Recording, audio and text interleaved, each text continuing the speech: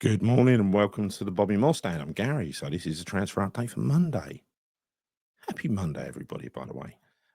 Some big news happened over the weekend around Edison Alvarez. But before we go there, if you like this channel, you watch our stuff, please subscribe to the channel, the Bobby Moore Stand on YouTube. Give the video a like as well. That'd be great. Now, on with the show. Going to be quite a brief one today. Don't want to go over old ground, but Edison Alvarez, as captain of the Mexico international team, held aloft, as you saw in the thumbnail, the CONCACAF Gold Cup after a win in the final against USA. He actually won player of the tournament and got rave reviews from the Mexican press. Now, I mean, some of it might be down to the fact that he had lots of rest last season, didn't he? Lots of rest. Didn't exactly play a major part in our season, but he we know he's a good player. We've never really seen him play as centre back. You know, maybe it's an option. Maybe it's an option that he can do that. But then again, I think he checked out a long time ago. So, and I don't think, if I'm being honest, I don't think, he and Graham Potter have seen eye to eye because he wasn't in the team very much. So, I don't think there's much chance of that happening. But either way, his price would have gone up, and that's really that's positive, right? That's all we want at the moment. We want money in. I'm not interested in players that don't want to play for us. If it turns out he does want to play for us, fantastic. Get him to stay. Other than that, same as Agüed, don't want to play for us, and Kudus, go away. All right. But I would, if you ask me, would I like to see him play as a centre half, by the way? I think, yeah, I would. I've never seen him there, and I think he's got that kind of dogged determination of a kind of hard-ass centre-back, and that's what I've been bashing on about, right? Whether he can hold it together and not give away loads of penalties and try to kill people, I don't know. So that's good news. Going on to the next story, tempting offer from Spurs. I mean, this was just mouth-watering from Daniel Levy.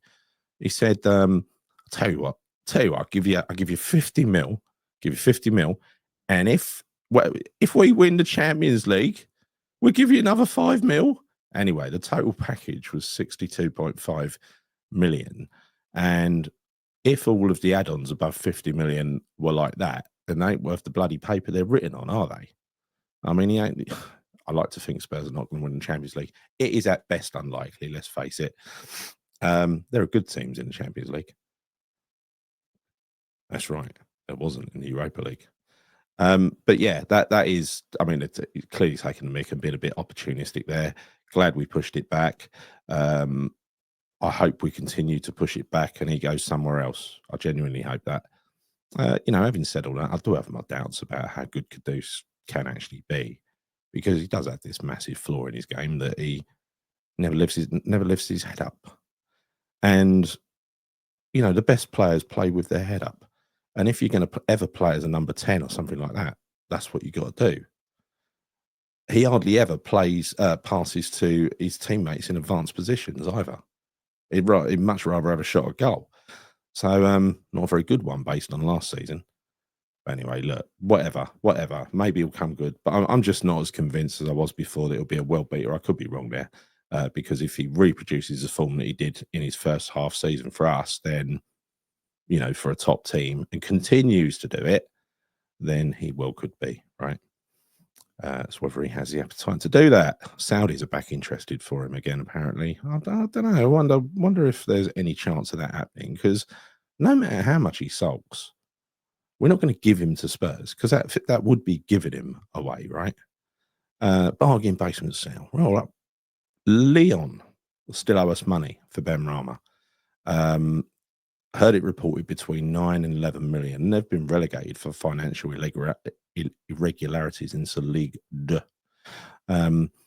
Makes me think that maybe a deal for a Lyon player might be on the cards, so they can pay us something back in kind. I don't know. But anyway, that's not good news. That's not good news. And this is supposed to be Good News Monday. Good news is that Diouf is not training with the first team over in Sparta Prague. He's training on his own to avoid injury. And this came from the first team coach himself. Good news. Palace have dropped out of the race, as if they were ever really in it with Kretinsky part owning Sparta Prague. It does worry me that we're buying from a club where our second biggest shareholder is, I think, the second biggest shareholder over there as well. And it still takes us weeks and weeks and weeks and weeks to tie a deal up. It feels like it's stalling a little bit. It feels like it's being stalled a little bit, being delayed. We ain't still on the sell before you buy train. Maybe we are. Might explain a lot of stuff. But anyway, it is Happy July, so I'm not going to let that bother me. Apparently, a bid went in for Suzuki. I've been looking into him a bit, and I must admit, I'm really happy with what I've seen. One thing that I love a keeper to do, and that is to dominate his box and come for crosses. He's 6'3", he's a big monster, right? And that is what he does. He absolutely dominates from crosses. He makes it his job to go and get them.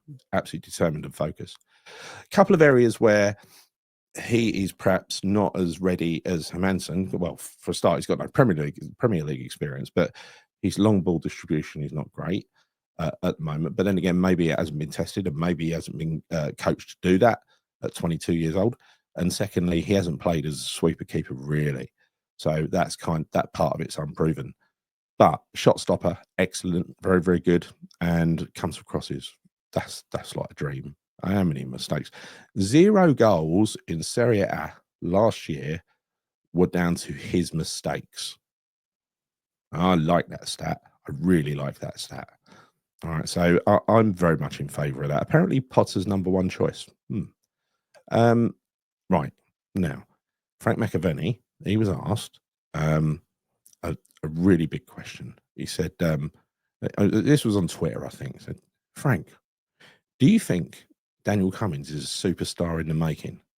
And he replied, I think so. So, conclusive evidence indeed. And that led to a newspaper headline saying Frank backs Cummins to be the next superstar. Yeah. Okay. The things I make stories out of. Makes me laugh. Quick rush through the other transfers that I consider are still valid. Joe Gomez, I don't believe we'll pay 25 million for him with his injuries, but I am quite in favour of that because I like experience. I like dominance at the back, and he's definitely dominant. Having said that, if we were to bring, it's like, you can end up with a lot of centre halves, couldn't you? If you imagine if Alvarez stayed and Agued come back. But anyway, look, I don't think either of those two things are going to happen. So I think we need to get a dominant player, somebody who's going to lead. Leadership is important. I wonder what would happen if he came in, Gomez, established title winner, very good player.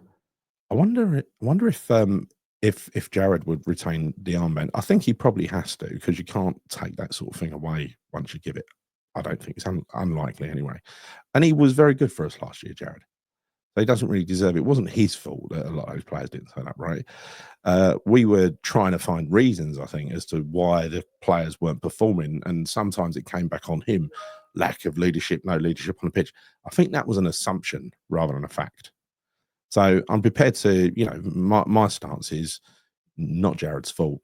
Give him another season. I think he grew into it, actually. I think he started off a little bit. It affected his game to start with. As it went on, he got better and better, and he looked more confident in front of the camera. And it is a growing thing, right? Anyway, look, this is about Gomez. This ain't about Bowen. Suzuki we covered. Mikuatadze, I've actually learned how to say his name. Brilliant. Well done, Gary. Yeah, he's a Lyon striker. 24 million. Going back to that, what I said earlier about them owing us money. Maybe this could be if they want 24 million, they owe us, let's do some back of the fag packet maths, right? They want 24 million. They owe us 12 million. That's 12 million outstanding over 5 years. So what's that? 2 and a bit million up front to get a player like that who is an excellent false nine and hotly pursued by Everton, Palace, Sunderland, and their good selves. I actually thought he'd signed for Sunderland already, but he ain't. Manson is obviously #2 keeper choice at the moment because Chelsea are interested. I still would welcome him here. Any keeper I'd welcome here who's got that profile. Malik Diouf we know about. Rocco Wrights is ongoing. Nothing really happened on that yet. Duracell, our friend Duracell. Tyler Morton. I got a funny feeling this one will happen if the Gomez one happens. That is my very own tenuous link that I created by myself. Charlie Cresswell. Again, I think that's the sort of thing that there's not loads of clubs chasing him. There is a leads over 15% selling clause, 18 million euro release fee. It looks like a no-brainer. I think it actually depends on what happens with the with the others. You're not going to buy all these players, are you? And talking about one that we won't be buying because I think he's going to Bologna. It's Martin Vitic. John Arias, no news. Meninguez, no news. Musa, no news. And Rios, no news. Other than that, I can't find any new transfer links today that hold any kind of water. But maybe there are. Maybe there are some out there. And if there's anything interesting, I'll come back later and do a show. Be a first, wouldn't it? Imagine doing 2 in a day. My God, that'd be incredible for me. Massive performance. Don't believe it's going to happen. I'm not going to find anything that compelling by this afternoon. But anyway, look, that is me done. I hope you enjoyed the show.